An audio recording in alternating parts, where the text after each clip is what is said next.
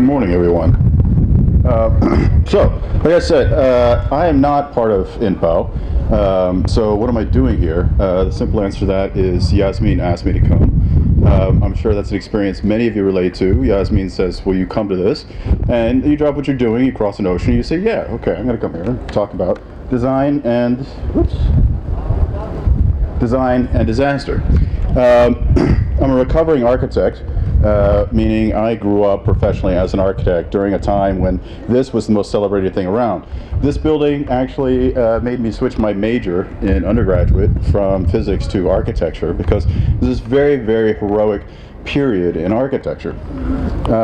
It was a time when architects were designing everything from tea kettles to whole cities, and I got swept up in that idea of what an architect can actually be.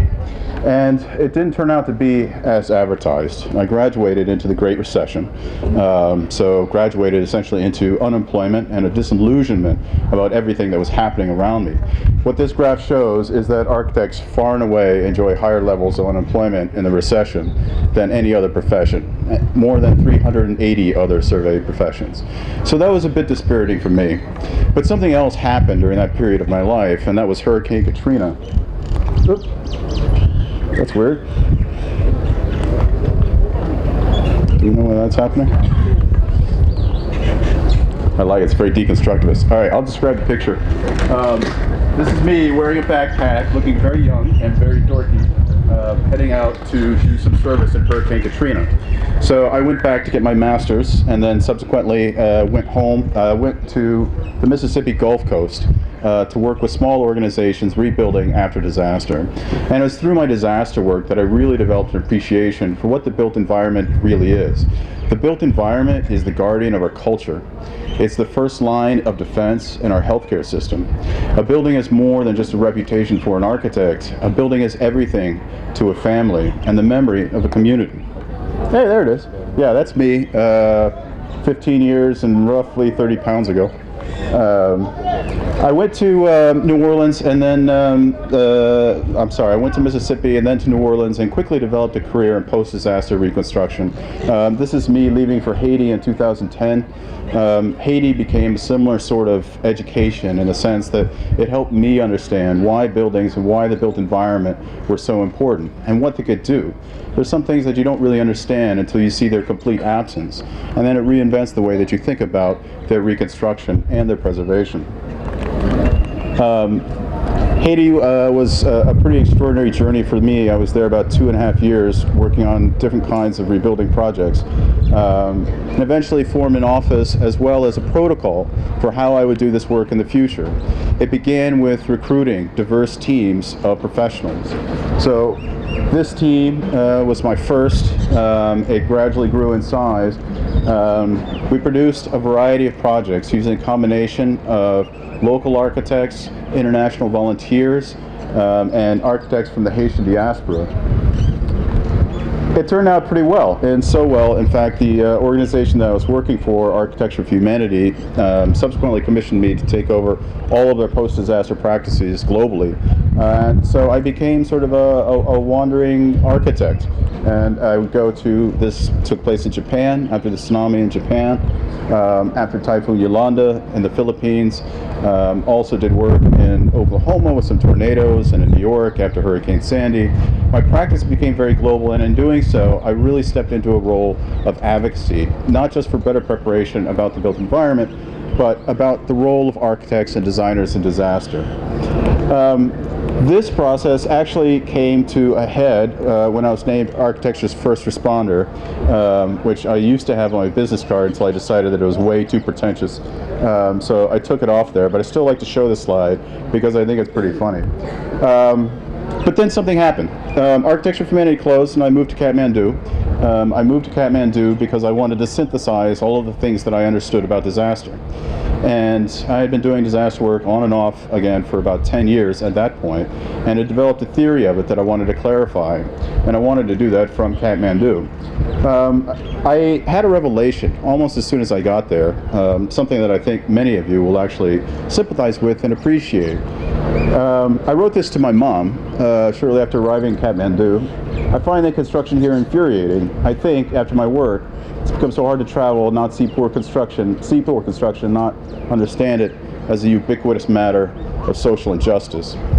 I think it was at that point that I realized that building beautiful structures like this for people is a way of honoring them, honoring their value as people, their value as communities, their value as a culture, right?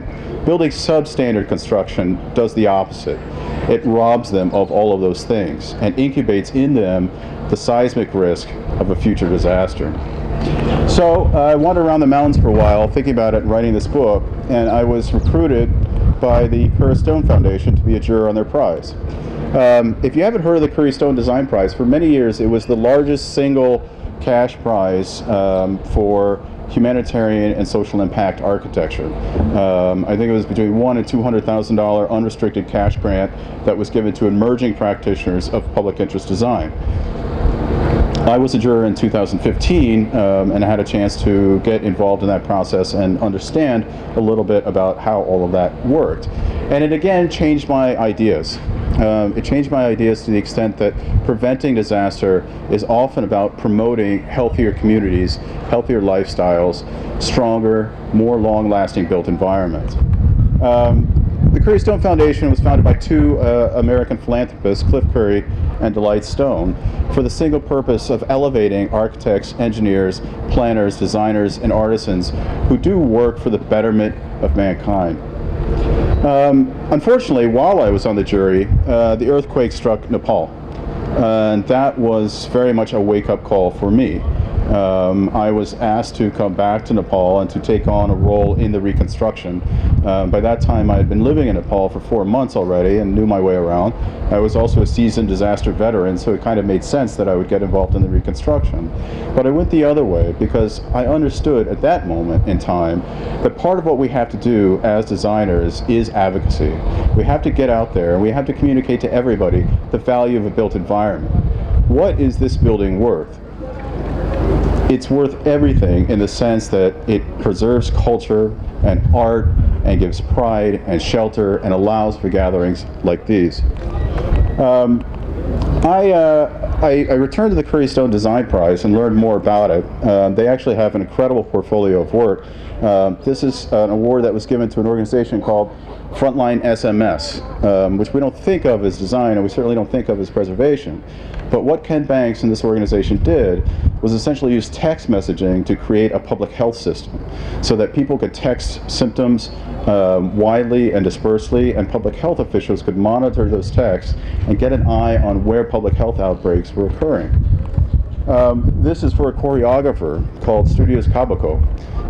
Studios Kabako actually developed a program of dance and mentorship in the aftermath of the Congolese Civil War so that they could recreate and preserve culture, and they could use dance as a means to healing the wounds created by war.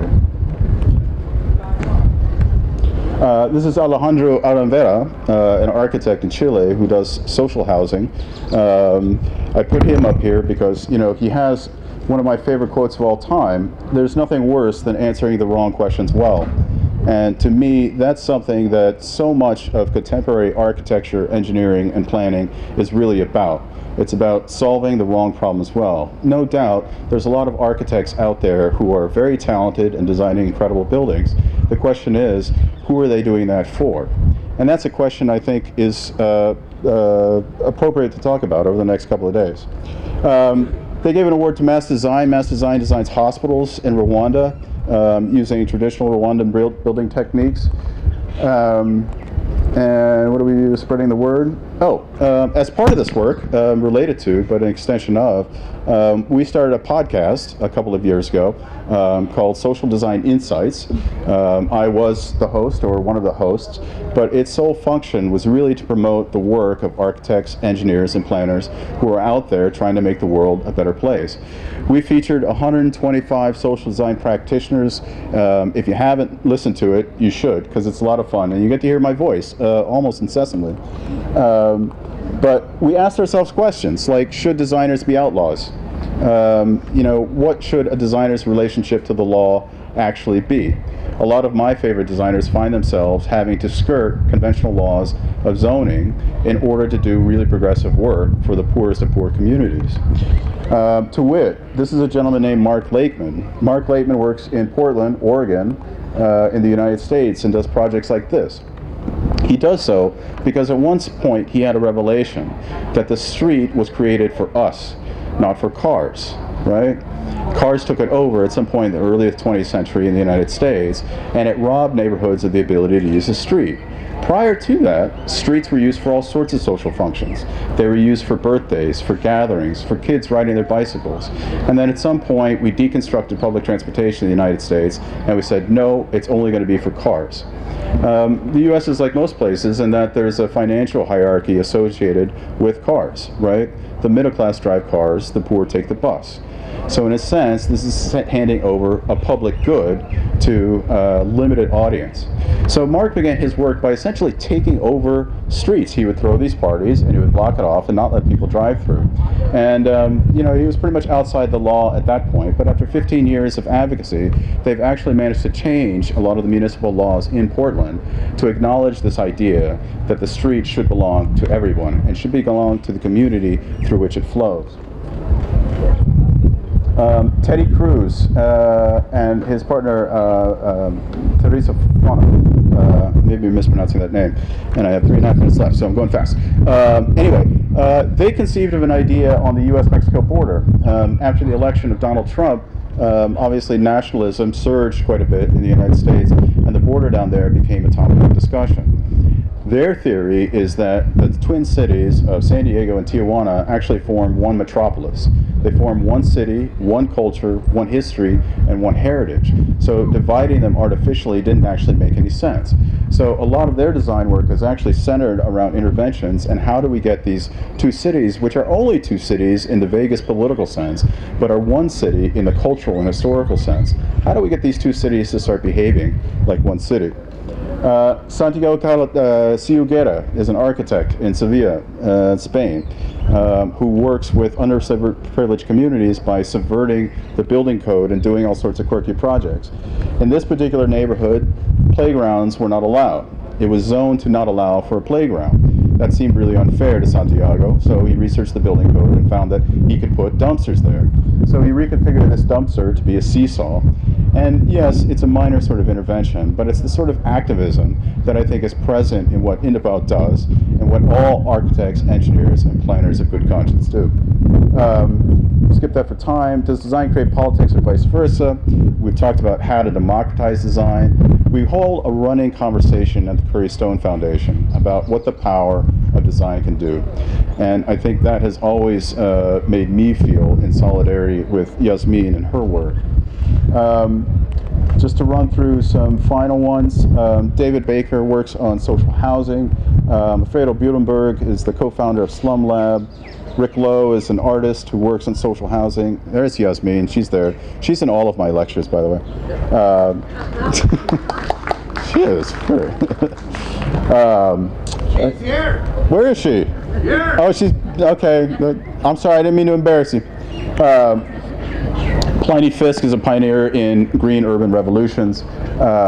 Malkit Shoshan works on interventions with the UN and how those interventions actually create space and create nationhoods. And the Asian Coalition for Housing Rights works on protecting housing rights within the inner cities of Asian cities that are undergoing development. With 1 minute left, I want to talk about current challenges. One is certainly inequality. I think it's a challenge for every human on Earth how to deal with the surging inequality that's happening around the globe. For those of us concerned with the built environment, I think it presents a special challenge. I think that every plan, every design is essentially a will to action.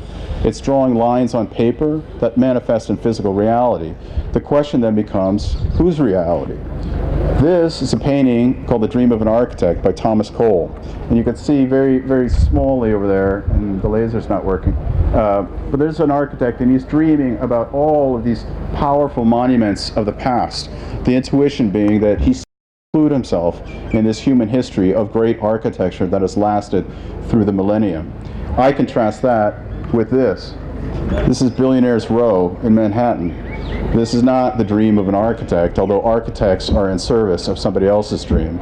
I think this is the dream of real estate developers and real estate investment trusts and that sort of thing. And I don't think that the future of the built environment should be handed over to those interests. I think it does and should belong to the people and the culture in which it's built. And I'm at 0-0. How about that? Thank you guys very much. I forgot about climate change, but you guys know climate change is happening. Thank you very much. Let's be in touch.